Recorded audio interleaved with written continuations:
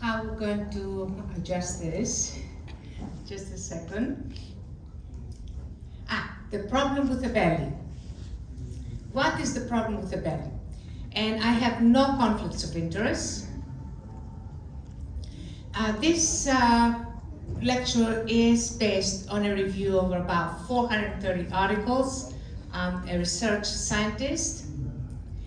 And also my books. I'm writing now the 4th book that have been translated in 12 languages. Now, what is the problem with the belly? The problem with the belly is that fat is a systemic problem. And the most important problem with the belly is that it contains visceral fat. And the visceral fat invades your vital organs, surrounds them, suffocates them, and from there, it shortens your life. Now, you may say, I'm 45 and I'm slender, so most likely I don't have visceral fat, right? Wrong. You do have visceral fat even though you're slender, and it's extremely dangerous. Why? Because the visceral fat is like a toxic dump. It's like a garbage bin. It has all the toxicity. And what is cancer is toxicity. What is aging is toxicity, accumulated toxicity and inflammation. So fatty liver, that is what happens when inside that belly. Fatty liver has to do with a lower life of expectancy. And this is a review of, since 2023, systematic review, showed a global prevalence of fatty liver of 25.2%, a quarter of the people, and that includes children and very young people, of course. So it's a major problem. And this is an article that I wrote and also lectures that I've given in other conferences on the fatty liver and how it's basically extremely dangerous. Now, the most important problem with the belly and fat is hormonal imbalance. So when you have hormonal imbalance, you have inflammation, you have toxicity, you have fatigue, you're always tired, you're always hungry, because the more toxic you are, the more hungry you are. Your aging is faster, and a lot of diseases can come out of it. And when you balance the hormones, then the body is synchronized and you have systemic harmony. So from awkward, have you seen somebody who's overweight when they walk and they walk like this, they're awkward? Why? Their body is not synchronized and their walk is not synchronized. So from kind of awkward, you can go to being in sync. And from broken and aging, you can go to freedom and anti-aging. And of course, that has to do with lifestyle or other solutions that can kind of synchronize your body and deal with a fat problem, which is a systemic problem. So the importance of hormonal balance is right here. It's not the gym that makes the difference. It's the hormones. Why? You see this guy, he goes to the gym all day, but he lacks the growth hormone. Because he lacks the growth hormone, he cannot build muscle, he cannot lose weight. And why we cannot just inject hormones? Because there's no way to determine how much and whether that hormone is gonna be accepted by the body, or it's not going to be, and it's not going to be rejected by the immune system. And how much? That's extremely important, because you have too little leptin. Leptin is the anorexic hormone. It stops you from being hungry.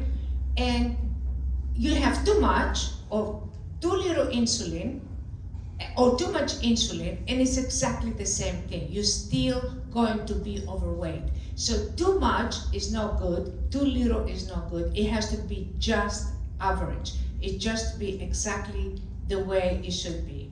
So not too little leptin, too much leptin, it loses its signal and it becomes the same problem. So here is today's brainwash.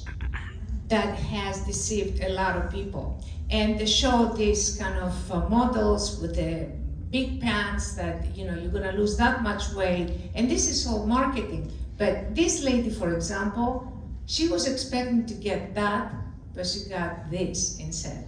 And this is what I want to show you.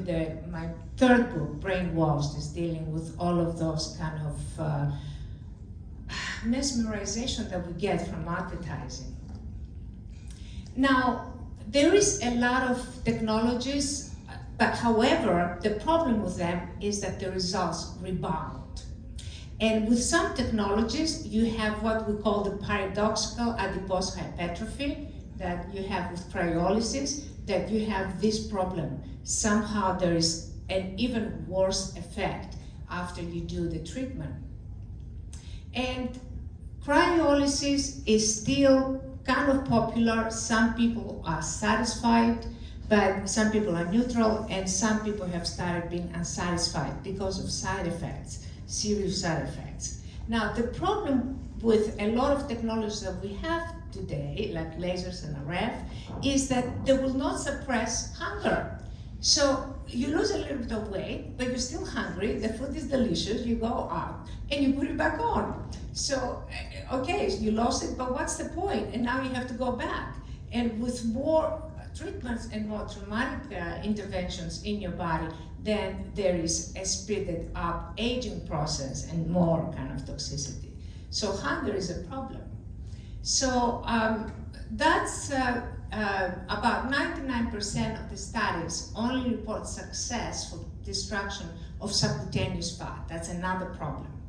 The visceral fat always remains, and this is just some studies, and you know, I've been through several studies. Very, a minimal amount of studies talk about visceral fat reduction, and that's when they included exercise within this treatment. So you don't know if it's the exercise or whether it's the machine that did it. So visceral fat, the worst part about visceral fat, or any fat really, is that it's inflammatory, it's inflammation.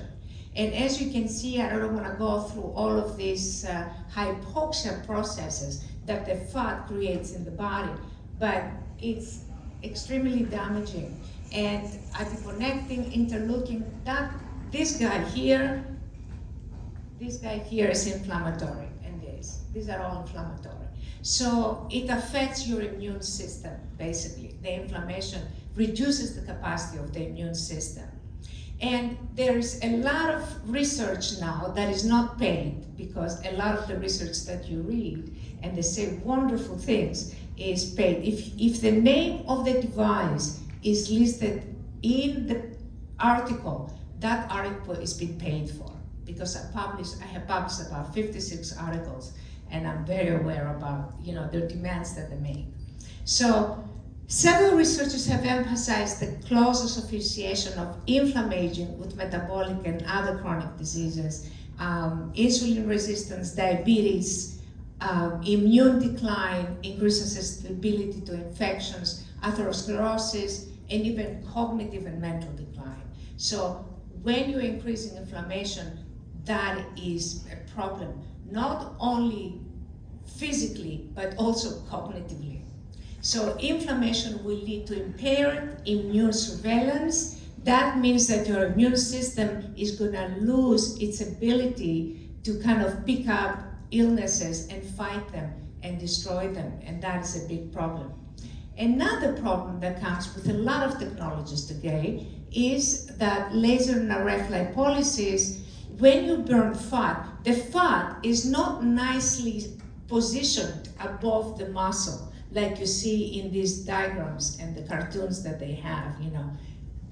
It's in the muscle. Have you bought meat from a butcher? You see the fat veins inside the muscle, right? Well, if you burn fat, then you're gonna have to burn muscle, because there is no discrimination between one and another. And now there's different technologies, the resonance energy transfer technology. This is started in the 50s with Foster, but it's only recently that has started becoming more acceptable, and their research. So if you go on Google and you search RET, you're gonna see now hundreds and hundreds of articles on RET. And basically, what it is, and don't be deceived, because there's a lot of some resonance, some laser and RF companies, now they call about RET lasers.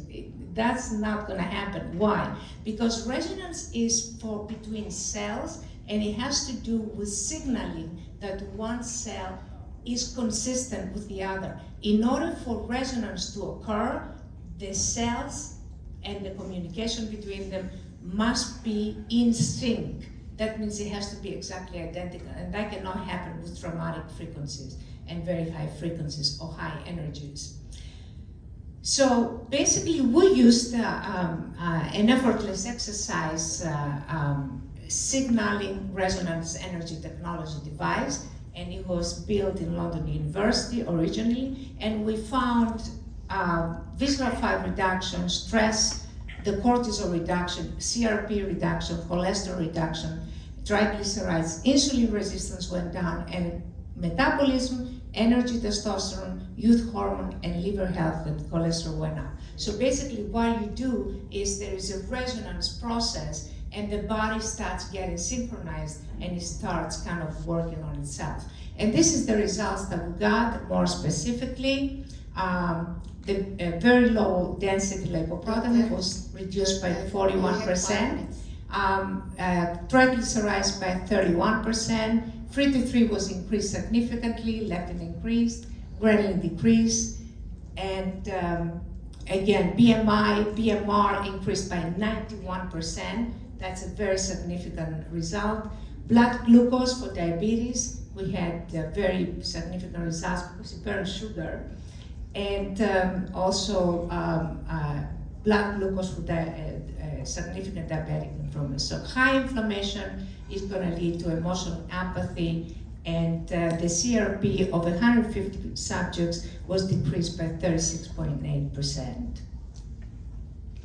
So also reduced bad cholesterols and an increase in good cholesterol. I'll go a little faster to accommodate the time. Triglycerides was also decreased significantly by 31%.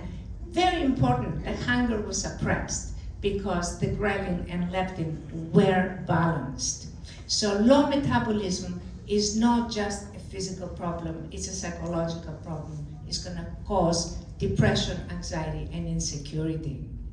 Whereas when your metabolism is okay, and we found a 41% increase in the T3, mood swings, muscle aches, fatigue, brain fog, and constipation will be decreased. Also, low testosterone is going to be a big problem, and our results on testosterone on 1,290 subjects were significantly increased on muscle mass, and also the testosterone was increased by 51%, 52%. So high cortisol is going to lead to anxiety, and we had 21.92. That is because those subjects were not very high on cortisol, and DHEA decline will lead to desynchronization of the body, and we found an increase of 46.7 of very important, very interesting chronological age and biological age. That was reduced by several years from 49 to 32. And during that treatment, we also found, we looked at a repair of the liver, and I thought there must be a reason why the liver is repaired. So we looked at endogenous stem cells, and this is the article that I wrote. This is kind of how the stem cells can facilitate the liver recovery. And what we found is that all of these indices that make fatty liver and damaged liver were significantly improved. So there is a process as the blood, as the fat releases its contents into the bloodstream, it also releases stem cells, and the brain directs these stem cells to kind of fix the liver. And again, with the diabetic, we had some results. Basically, the technology is signaling to the brain, and it gets the brain to kind of release hormones balance the body and create this effect. It's based on science. This is some of my articles that are targeting this technology. With this, I would like to thank you very much for listening to this lecture. Thank you. Thank you, Doctor, for the interesting topic. And next, we called another doctor, beautiful